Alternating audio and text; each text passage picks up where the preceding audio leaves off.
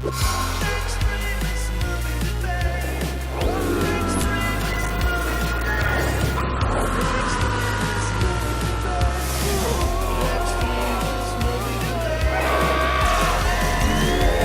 the Extremist. La la la la la la la la la. 'Tis the season.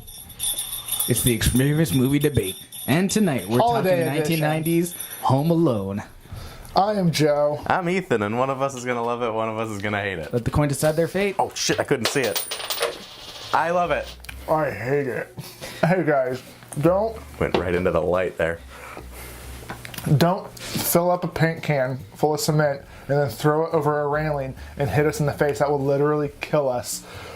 There are spoilers ahead. That never happened in the one of movie. my- I don't want your fucking dirty mitt, Mallow, All right, this movie currently holds a semen residue all surprising over that hand. 62. Hey! Ethan's just constantly jerking off down here because he loves Home Alone so much.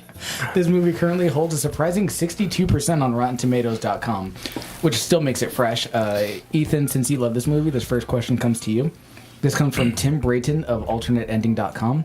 Tim says, a better director could have helped the film out considerably, even saved it. Hughes himself would have undoubtedly made a far better Home Alone than this one, even without Columbus's meager experience with child actors. But even then, the script is tremendously weak by Hughes' standards or anybody else's. The entire thing is nothing but a long string of contrivances. Tell me about it. According to Forbes, Home Alone is the #1 highest-grossing Christmas film of all time with an outstanding $285.76 million, not adjusted for inflation. Money don't mean. It's considered a quality. quintessential family film, but this reviewer seems to have overlooked the fact that it is a family movie. How do you feel this movie does for its target audience? You have 1 minute.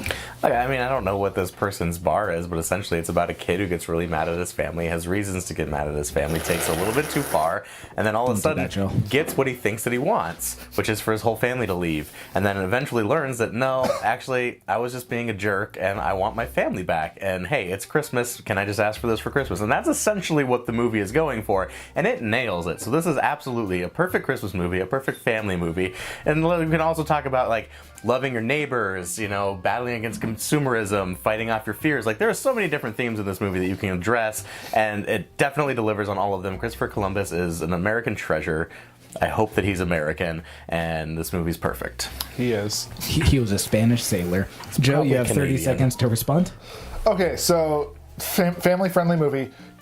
Young kids are impressionable. So when you put a movie in there where this kid is putting nails on steps and he's heating up doorknobs so hot that it scalds your hand, impressionable kids are going to start doing shit like this, and people are going to die. It's like the kid who burned himself with third-degree burns because he watched Jackass. That's basically what this movie's setting out, and I hate it because I don't want my son to hit me in the head with a cement-filled Okay, paint thank you, can. Joe. Ethan, you have 15 seconds to respond. It's called parenting, dude. How about you just, tell your kid that, hey, don't do what they do on the screen. It's like you let your kid watch an R-rated film and you say, I'm going to let you watch this because it's a good movie, because it's called Good Will Hunting. But I don't want you to repeat any of the words that they say, and if I hear you say any of those words, we can't do this again, and that's what you do. Okay, And thank you, Ethan.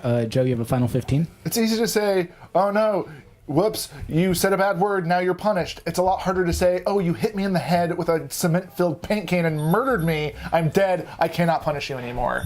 Okay, thanks, Joe. And also, they never hit anyone with a cement-filled paint can. It was just a normal paint can. Paint-filled paint can. Yeah. Still heavy, still gonna kill you. It's still filled with the substance it's supposed to be filled with. I mean, it would Anyway, probably knock out some teeth, and oh, wait, that's what it did. Mm. yeah, I'm not going The to... physics of this movie are all off. I'm Correct. not here to argue with Joe. Thank you, Jeff. But that this... means I won. No, this... I'm Let's not just debating move it. on. It's this next question's for you. How do we really feel? So there was no name for the reviewer from this website, so I just wrote it as The Singularity from SkyCinema.com.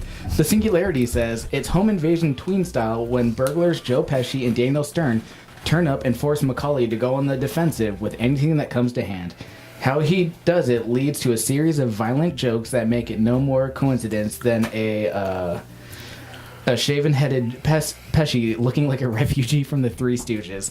So you guys were kind of already touching on this. Just keep talking about, the violence between Macaulay and the burglars and how you feel about it. You have 1 minute. This movie, I have never seen a movie that's more pro-NRA than Home Alone. And I mean, we can see that when he pulls out his rifle.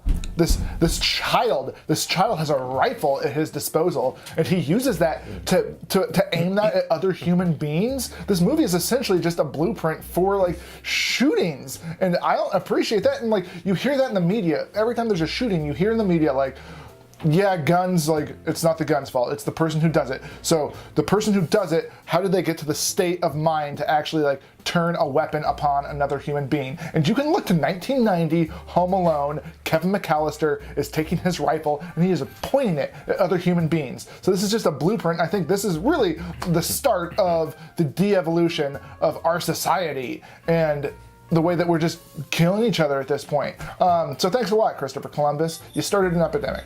All right, thank you, Ethan. You have 30 seconds to respond. It's a BB gun. A BB gun's not ever going to kill anybody. But if you want to go down this road, which I would love to go down this road, let's talk about how whenever everybody talks about like, oh, home invasion, how are you going to protect yourself if you don't have a gun? This kid protects himself by heating up doorknobs and putting nails on stairs. And he has a gun. And having feathers attached to a fan and a whole bunch of oil. Like, he has literally everything else at his disposal, and he uses it and does effectively protect himself from these people. Granted, not towards the end, but still, for a good solid 20 minutes, protects himself against these people without the use of his rifle. Thanks, Ethan. Joe, you have 15 seconds to respond. So he sets all these booby traps without the help of his gun, and what does that do? Nothing. That just slows them down. They still get into the house. They still get him. What stops them? The gun. He uses his gun to stop them at the end. Nope. With the help of the creepy transient. He wasn't a transient. Ethan, you have a final 15 to respond. It wasn't a gun, it was a shovel. So again, my point is proven. Suck it. All right, you guys have 4 minutes to discuss and go. It was actually the help of a creepy old man. The creepy old man who lived down the street and who's estranged from his daughter. Lived down the street. No, He's a creepy old man because he's a creepy old man because kid. No, he did not. Yeah, he did. Otherwise, why would he just be walking around salting all the sidewalks? Because he's a good fucking neighbor. Yeah, he's a good man who has nothing else to do but salt the sidewalks. He's a tangible human he needs who to has keep those made sidewalks mistakes, cleared so he can is just paying walk the up price and down for it, them all and the is doing time. the small things that he can in his life to try to make penance for that. Wait, what? I stopped listening. He's trying to atone for the terrible things he's done by just salting people's sidewalks. He's done such a it's the terrible most thing. adorable thing in movie history. He spiraled into this depression where he lost his home, lost his family, and now he just salts the sidewalks. Well, thank God that he just turned a corner then. He was still able to help the home invasion with the use of a snow shovel. Still not a fucking rifle.